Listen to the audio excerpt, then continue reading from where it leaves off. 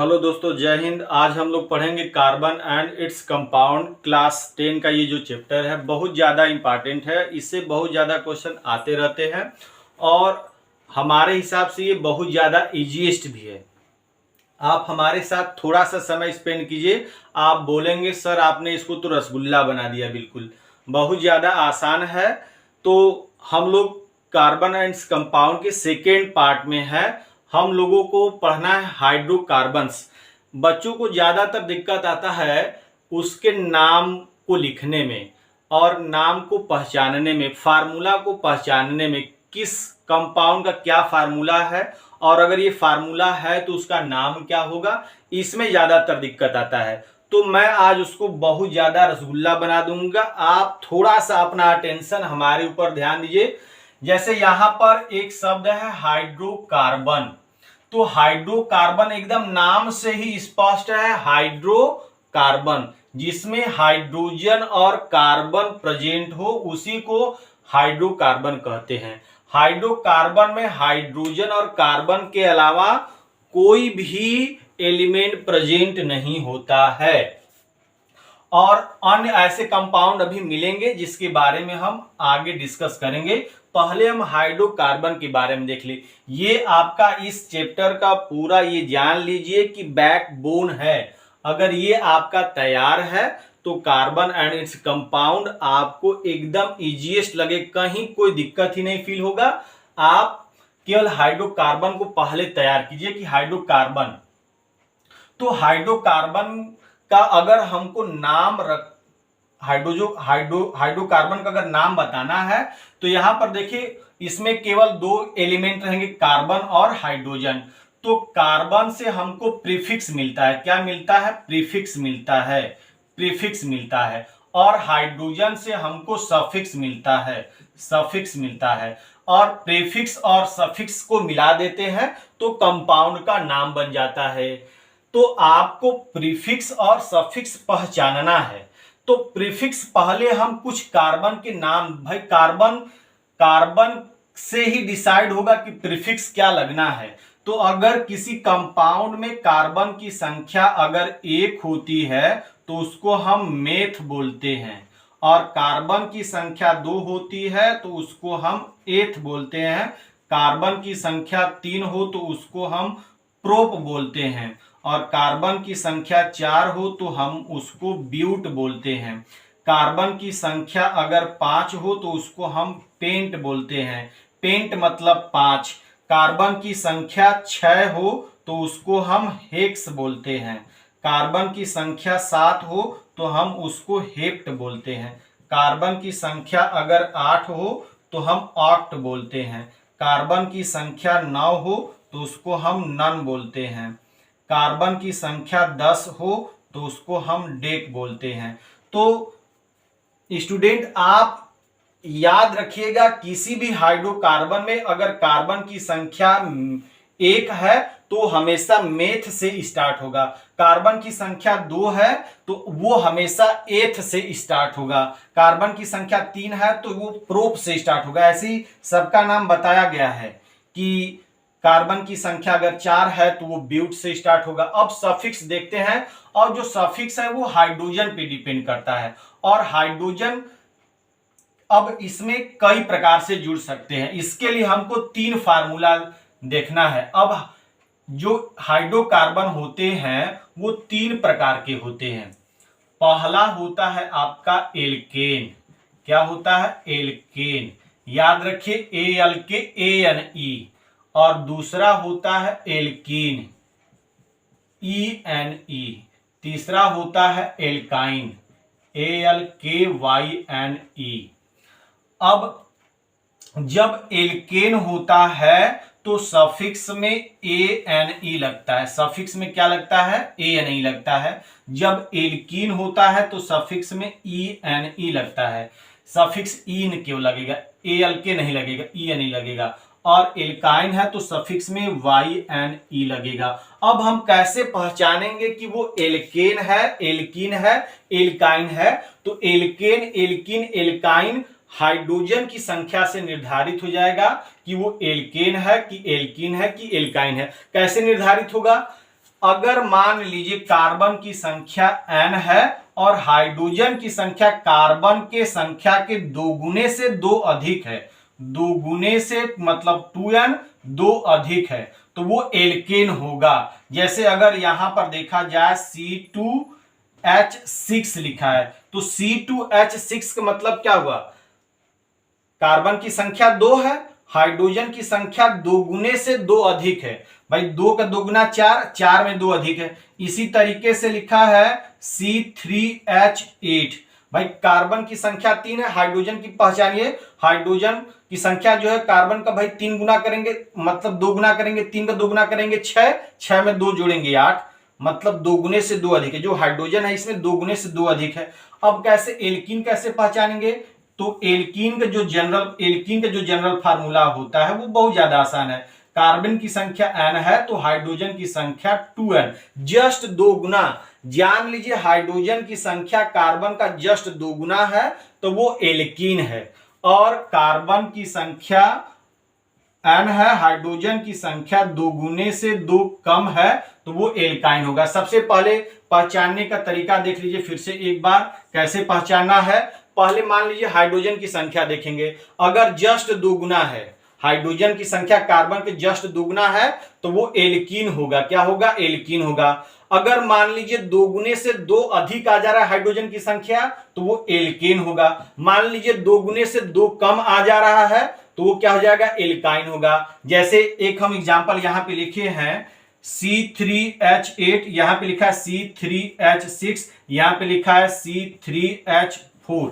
तो भाई पहले यहां देखिए हाइड्रोजन की संख्या जस्ट दो गुना है, 6 है ना, 3 का जस्ट दो गुना है, तो ये एल्कीन वाला है। क्या है, एल्कीन है। यहां पर देखिए दोगुने से दो अधिक है, भाई दोगुना में 6 आ रहा था, दो अधिक हो गया 8 हो गया, तो ये एल्केन होगा।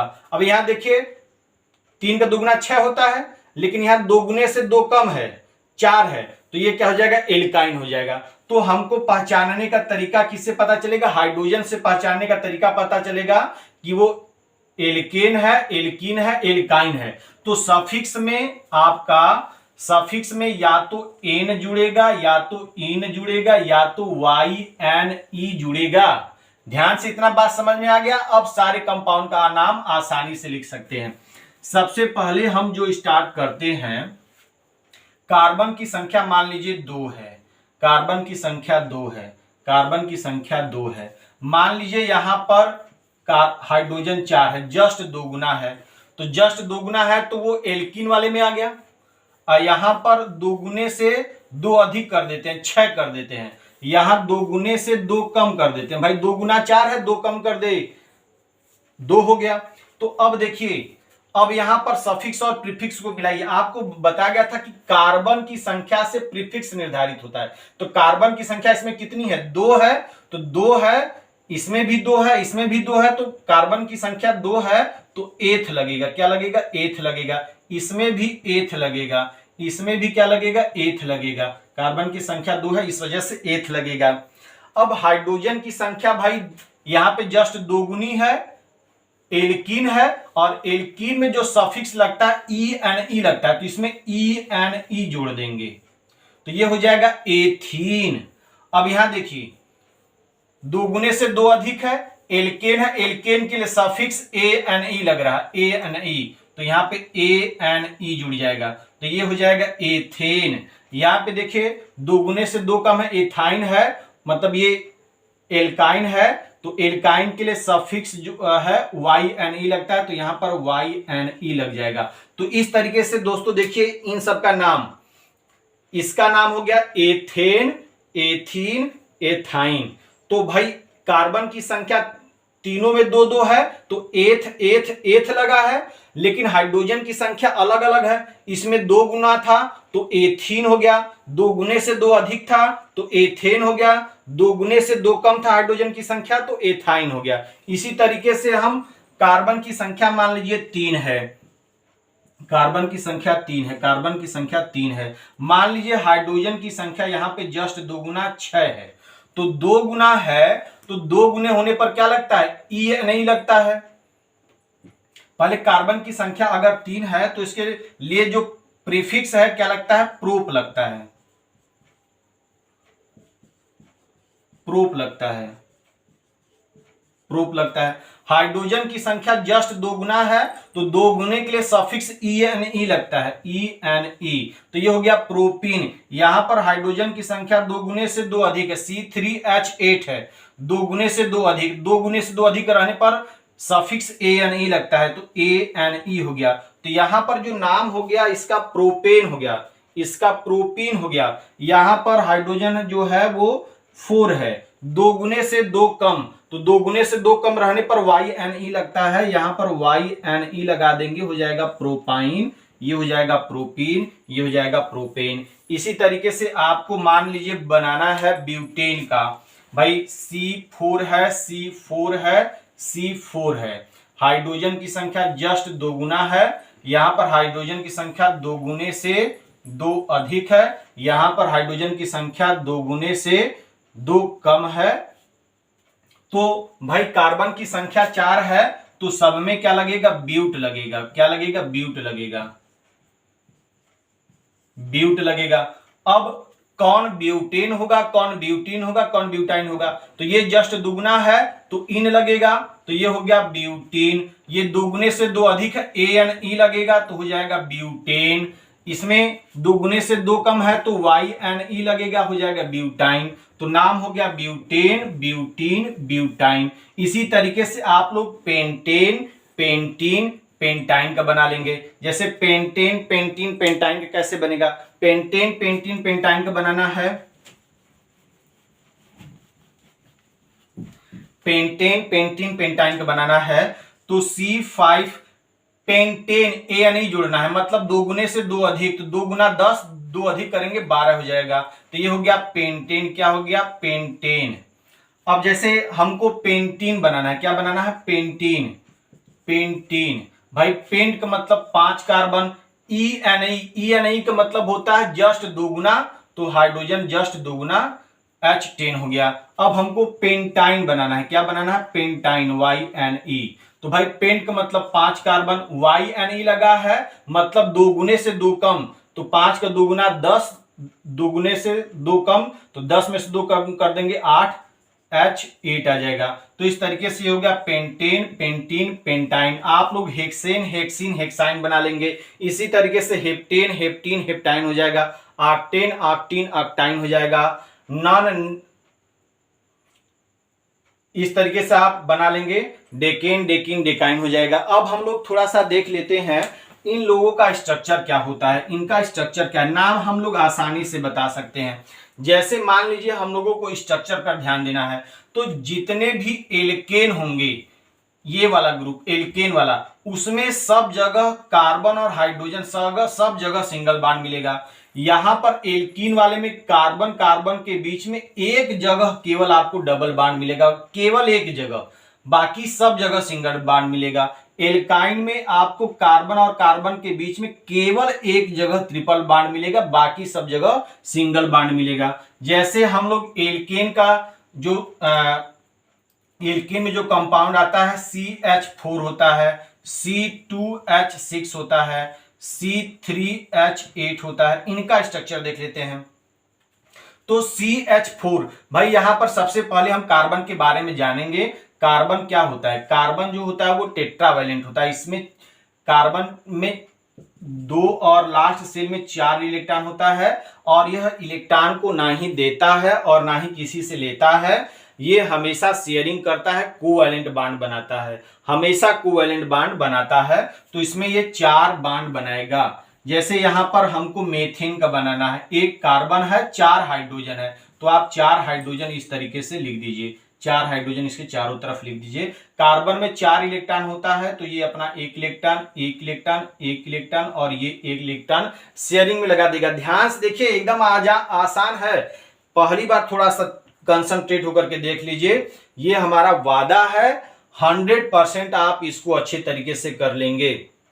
तो कार्बन का जो है 4 इलेक्ट्रॉन हमने यहां पर डिस्ट्रीब्यूट कर दिया। हाइड्रोजन में भाई एक इलेक्ट्रॉन होता है, अपना एक इलेक्ट्रॉन ये हाइड्रोजन लगा दिया। इस हाइड्रोजन में भी एक इलेक्ट्रॉन होता है, अपना यहां शेयर में लगा दिया। इस हाइड्रोजन में एक इलेक्ट्रॉन होता है, ये अपना शेयर में लगा दिया। इस हाइड्रोजन के बीच पास भी एक इलेक्ट्रॉन होता है, अपना शेयर में लगा दीजिए।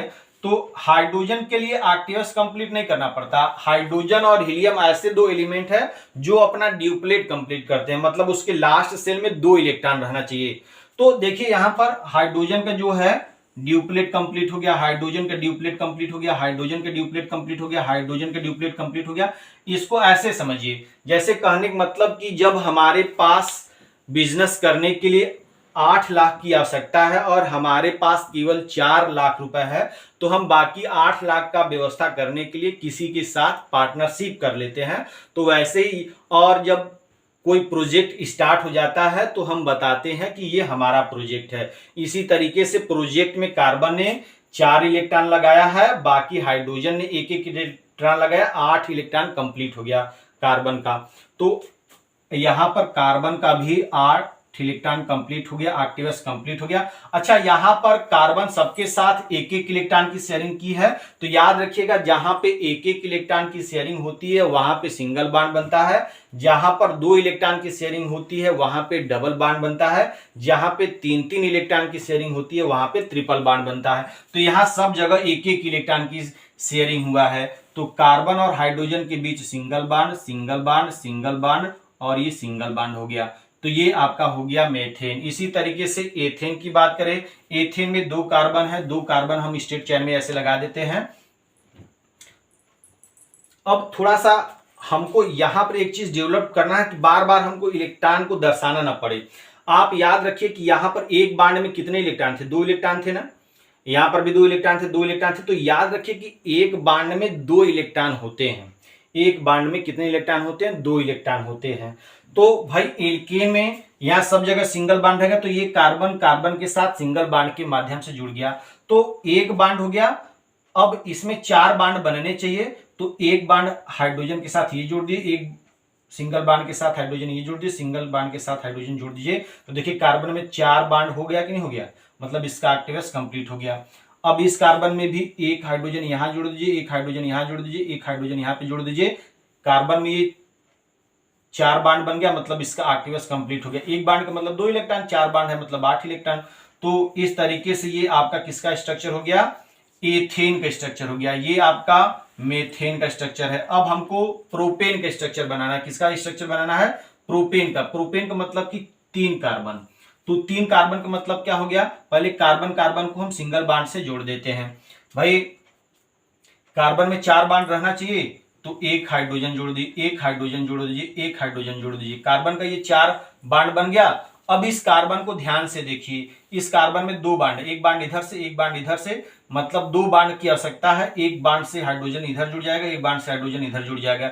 इस कार्बन का 4 बॉन्ड कंप्लीट हो गया। यहाँ पे भी कार्बन में केवल एक बॉन्ड है, तो 3 बॉन्ड और जोड़ दीजिए हाइड्रोजन के साथ। तो अब केवल आप कार्बन की बैलेंसी देखिए, यहां पे भी कार्बन का 4 बॉन्ड बना, यहां पे भी कार्बन का 4 बॉन्ड, कार्बन का 4 बॉन्ड, अपने आप 8 इलेक्ट्रॉन हो जाएंगे। गिनिए 1 2 3 4 5 6 7 8, देखिए 8 इलेक्ट्रॉन है। तो आप कार्बन को बैलेंस करेंगे, इलेक्ट्रॉन हाइड्रोजन अपने आप बैलेंस हो जाएगा। अब ये हम लोग जितने भी स्ट्रक्चर बनाए हैं, किसका बनाए हैं, एल्केन का। तो एल्केन से एक क्वेश्चन बनता है कि भाई सैचुरेटेड हाइड्रोकार्बन किसको कहते हैं और अनसैचुरेटेड हाइड्रोकार्बन किसको कहते हैं। तो ऐसे हाइड्रोकार्बन जिसमें कार्बन और हाइड्रोजन या कार्बन केवल सिंगल बॉन्ड से जुड़े हो, उसको हम सैचुरेटेड हाइड्रोकार्बन कहते हैं। तो एल्केन में आपको सब जगह सिंगल बॉन्ड मिलता है, इसलिए एल्केन जो है वो सैचुरेटेड हाइड्रोकार्बन है। एल्कीन और एल्काइन में डबल बॉन्ड या ट्रिपल बॉन्ड मिल जाता है, इसलिए एल्कीन एल्काइन, एल्कीन और एल्काइन जो है वो अनसैचुरेटेड हाइड्रोकार्बन कहलाता है। तो याद रखिएगा, एल्केन सैचुरेटेड में आता है, एल्कीन एल्काइन अनसैचुरेटेड में आता है, क्योंकि इसमें डबल बॉन्ड और ट्रिपल बॉन्ड होते हैं। क्वेश्चन बनता रहता है। अब हम लोग थोड़ा सा स्ट्रक्चर देख लेते हैं एल्कीन का। तो आपसे बताया गया था स्टार्टिंग में, स्ट्रक्चर जब बता रहे थे तभी बताया कि भाई एल्कीन में एक जगह डबल बॉन्ड आना है। पहले हम एल्कीन के 3-4 कंपाउंड लिख देते हैं, जैसे C2H4, भाई एल्कीन में जस्ट दुगुना रहता है, C3H6 हो गया, C4H8 हो गया। तो कार्बन की संख्या 2 है, तो आप कार्बन की संख्या 2 कर लीजिए। भाई यहां पर एक डबल बॉन्ड आना आवश्यक है, तो पहले एक आप डबल बॉन्ड बना दीजिए। अब कार्बन की बैलेंसी चेक करिए। कार्बन में 2 बॉन्ड आया है, मतलब 4 बॉन्ड बनते हैं, तो 2, एक बॉन्ड से ये हाइड्रोजन जुड़ गया, एक बॉन्ड से ये हाइड्रोजन जुड़ गया। कार्बन में देखिए यहाँ पे 4 बॉन्ड बन गया। इस कार्बन में देखिए 2 बॉन्ड है, एक हाइड्रोजन यहाँ जोड़ दीजिए, एक हाइड्रोजन यहाँ जोड़ दीजिए। इस कार्बन में भी 4 बॉन्ड बन गया। तो इस तरीके से ये आपका किसका स्ट्रक्चर हो गया, ये आपका स्ट्रक्चर हो गया एथीन का। अब हम लोग प्रोपीन का देखते हैं। किसका देखते हैं, प्रोपीन का। भाई 3 कार्बन है, ये 3 कार्बन, एक जगह डबल बॉन्ड आना है, चाहे आप डबल बॉन्ड आप यहां लगा दीजिए चाहे यहां लगा दीजिए। मान लीजिए डबल बॉन्ड हमने यहां लगा दिया, तो हमको अब सिंगल बॉन्ड लगाना है, क्योंकि एक ही जगह डबल बॉन्ड आना है। अब इस कार्बन में मिलाइए, डबल बॉन्ड, 2 बॉन्ड बन गया है, मतलब यहां पर 2 बॉन्ड और चाहिए, एक हाइड्रोजन इस तरीके से हमने जोड़ दिया। इस हाइड्रोजन में अगर देखा जाए तो 1 2 3 बॉन्ड आ गया है, एक बॉन्ड की आवश्यकता है, तो केवल एक ही हाइड्रोजन यहाँ पे जोड़ेंगे। यहाँ देखिए इस कार्बन में केवल एक ही बॉन्ड है, मतलब 3 बॉन्ड चाहिए, तो 3 हाइड्रोजन हमको जोड़ना होगा। ये 3 हाइड्रोजन जोड़ दीजिए। हाइड्रोजन गिन लीजिए, 1 2 3 4 5 6 हाइड्रोजन है, तो 6 हाइड्रोजन। आप कार्बन की बस बैलेंसी मिलाइए, 4 बॉन्ड बनना चाहिए। कार्बन में 4 बॉन्ड बनाइए, अपने आप हाइड्रोजन की संख्या बैलेंस रहेगा, हाइड्रोजन की संख्या एकदम उतनी ही आएगी, गिनने की आवश्यकता नहीं है। तो ये किसका स्ट्रक्चर हो गया, ये स्ट्रक्चर हो गया प्रोपीन का। अब हमको स्ट्रक्चर बनाना है ब्यूटीन का। किसका बनाना है, ब्यूटीन का स्ट्रक्चर बनाना है। तो ब्यूटीन का स्ट्रक्चर बनाना है, ये ब्यूटीन है, C4H8 है। ध्यान से देखिए, ठीक है, एकदम आसान है। कार्बन 4 है, तो 4 कार्बन इस तरीके से आप लोग कंसंट्रेट रहिए, थोड़ा सा मुस्कुराते रहिए, नहीं तो आप लोग का जो मन है वो उबने लगेगा। मुस्कुराते रहिए कि सर किस प्रकार से बता रहे हैं। एकदम आसान है भाई। इसमें यहाँ पे 4 कार्बन है, देखो 4 कार्बन हमने लिख लिया। इसमें पता है कि एक जगह डबल बॉन्ड रहना है, तो कहीं भी डबल बॉन्ड बना सकते हैं, यहाँ यहाँ यहाँ। एकदम आप जब सीख जाएंगे तो क्लास में एकदम हीरो हो जाएंगे, हीरो। तो इसलिए हीरो बनने के लिए इसको देखना ही पड़ेगा। तो एक जगह डबल बॉन्ड बना दीजिए, बाकी सब जगह सिंगल बॉन्ड बना दीजिए। कार्बन की बैलेंसी बॉन्ड देखिए, एक बॉन्ड है तो 3 बॉन्ड बन अभी और चाहिए, एक हाइड्रोजन, ये हो गया। यहाँ पे 3 बॉन्ड है, 1 2 3, केवल एक हाइड्रोजन जोड़ दीजिए, 4 बॉन्ड कंप्लीट। इस कार्बन में भी 3 बॉन्ड है, एक हाइड्रोजन जोड़ दीजिए, 4 बॉन्ड कंप्लीट। इस कार्बन में केवल एक बॉन्ड है, 3 हाइड्रोजन जोड़िए, 3 हाइड्रोजन जोड़ दीजिए, कंप्लीट हो गया। ये आपका क्या हो गया, प्रोपीन हो गया। तो प्रोपीन का इस तरीके से स्ट्रक्चर बना लिए। अब हम लोग आ जाते हैं एल्काइन का स्ट्रक्चर किस प्रकार से होता है। तो एल्काइन में एक जगह ट्रिपल बॉन्ड आता है, तो एल्काइन का कुछ हम जो कंपाउंड्स ले लेते हैं कि एल्काइन में कौन से कंपाउंड है। तो भाई एल्काइंस में कौन से कंपाउंड आते हैं, एल्काइंस में आप आएंगे भाई, एथाइन हो गया, C2H2 हो गया, एथाइन हो गया, प्रोपाइन हो गया, ब्यूटाइन हो गया। तो ये आपका क्या हो गया, एथाइन, प्रोपाइन, ब्यूटाइन। एथाइन का स्ट्रक्चर देखते हैं, 2 कार्बन है, 6 हाइड्रोजन है। ध्यान से देखिए, एकदम हीरो हो जाएंगे, हीरो। कार्बन 2 हाइड्रोजन है। यहां पर हमेशा आप ध्यान रखिएगा, एक ट्रिपल बॉन्ड आना है, ट्रिपल बॉन्ड बना दीजिए। अब मिलाइए, कार्बन में 4 सिंगल बॉन्ड रहते हैं, तो 3 बॉन्ड तो हो गया, तो एक हम हाइड्रोजन जोड़ दीजिए, 4 बॉन्ड कंप्लीट हो गया कि नहीं हो गया। यहां पर भी एक हाइड्रोजन जोड़ दीजिए, इस कार्बन का भी 4 बॉन्ड कंप्लीट हो गया। तो ये आपका किसका स्ट्रक्चर हो गया, एथाइन का। अब प्रोपाइन का देखना है। तो प्रोपाइन में भाई 3 कार्बन है, 3 कार्बन, एक जगह ट्रिपल बॉन्ड आना है, तो यहां पर हम ट्रिपल बॉन्ड जोड़ देते हैं, यहां सिंगल बॉन्ड। इस कार्बन के बारे में देख लीजिए, यहाँ पे 3 बॉन्ड है। कितना बॉन्ड है, इस कार्बन में 3 बॉन्ड है, तो केवल एक बॉन्ड हाइड्रोजन जोड़ दीजिए, 4 बॉन्ड बन गया। इस कार्बन में 4 बॉन्ड ऑलरेडी है, 1 2 3 4 बॉन्ड ऑलरेडी। यहाँ हाइड्रोजन जोड़िए ही मत। यहाँ पे देखिए एक बॉन्ड है, मतलब 3 बॉन्ड की आवश्यकता है, 3 हाइड्रोजन यहाँ पे जोड़ दीजिए, 3 हाइड्रोजन जोड़ दीजिए। तो ये कार्बन का बॉन्ड इस तरीके से, कार्बन का यहाँ भी 4 हो गया, इस कार्बन का भी 4 हो गया, इस कार्बन का भी 4 हो गया। देखिए हाइड्रोजन गिनिए, 1 2 3 4, देखिए 4 हाइड्रोजन है ना। तो कार्बन का केवल बॉन्ड कंप्लीट कीजिए। अब इसमें देखिए हम लोग आते हैं ब्यूटाइन में। ब्यूटाइन का मतलब कि कितना कार्बन, 4 कार्बन। तो कार्बन 4 कार्बन बना लिए, एक जगह ट्रिपल बॉन्ड आना है। यहाँ हमको ज्यादा अच्छा लगता है, इसलिए बीच में हम ट्रिपल बॉन्ड बना लिए। यहाँ पे भी हम ट्रिपल बॉन्ड बना सकते थे, यहाँ भी बना सकते थे, उसके बारे में हम क्लास 11 में देखेंगे। सिंगल बॉन्ड बना लिए यहाँ पे। अब कार्बन का बैलेंसी चेक करें, बॉन्ड देखिए एक ही बॉन्ड है, मतलब 3 बॉन्ड की आवश्यकता है। यहाँ पे 3 हाइड्रोजन जोड़ना होगा, 3 हाइड्रोजन जोड़ दीजिए। यहाँ पे कार्बन में मिलाइए, 4 बॉन्ड है, 1 2 3 4, इस भी कार्बन में 4 बाड है, 1 2 3 4, तो इन दोनों में हाइड्रोजन जोड़ना नहीं। यहाँ पे देखिए 1 बाड है, मतलब 3 हाइड्रोजन जोड़ना होगा, 3 हाइड्रोजन जोड़ दीजिए, ये 3 हाइड्रोजन जोड़ दीजिए। तो इस तरीके से ये आपका क्या हो गया, ब्यूटाइन हो गया। देखिए 6 कार्बन है, 1 2 3 4 5 6 इसमें है, तो ये ब्यूटाइन का स्ट्रक्चर हो गया। इस तरीके से आप आसानी से सबका स्ट्रक्चर बना सकते हैं, स्ट्रक्चर बना सकते हैं। अभी हम लोग को इसमें आइसोमर के बारे में पढ़ना है, हैलो एल्केन्स पढ़ना है, वो ज़्यादा इंपॉर्टेंट है। ये एकदम एक बैकबोन था। जब तक आपको ये नहीं आता आप कभी भी हाइड्रोकार्बन आसानी से पढ़ ही नहीं सकते थे। इस वजह से इसको आप ध्यान से देखिएगा, अच्छे से समझ लीजिएगा। बाकी नेक्स्ट वीडियो में आपको आइसोमर के बारे में, हाइलो एल्केन्स के बारे में बताया जाएगा, और फंक्शनल जो ग्रुप है, कीटोन है, हाइड्रोक्साइड है, आपका कार्बोक्सिलिक एसिड है, इसके बाद एल्डिहाइड है, इनके बारे में नेक्स्ट वीडियो में देखा जाएगा। ठीक है, तो थैंक यू, जय हिंद। अगर वीडियो पसंद आया हो तो लाइक कर दीजिएगा, और अच्छा लगे तो चैनल तो सब्सक्राइब भी कर दीजिएगा, क्योंकि अगला वीडियो आपको सब्सक्राइब करने पर नोटिफिकेशन मिल जाएगा। थैंक यू, धन्यवाद, जय हिंद।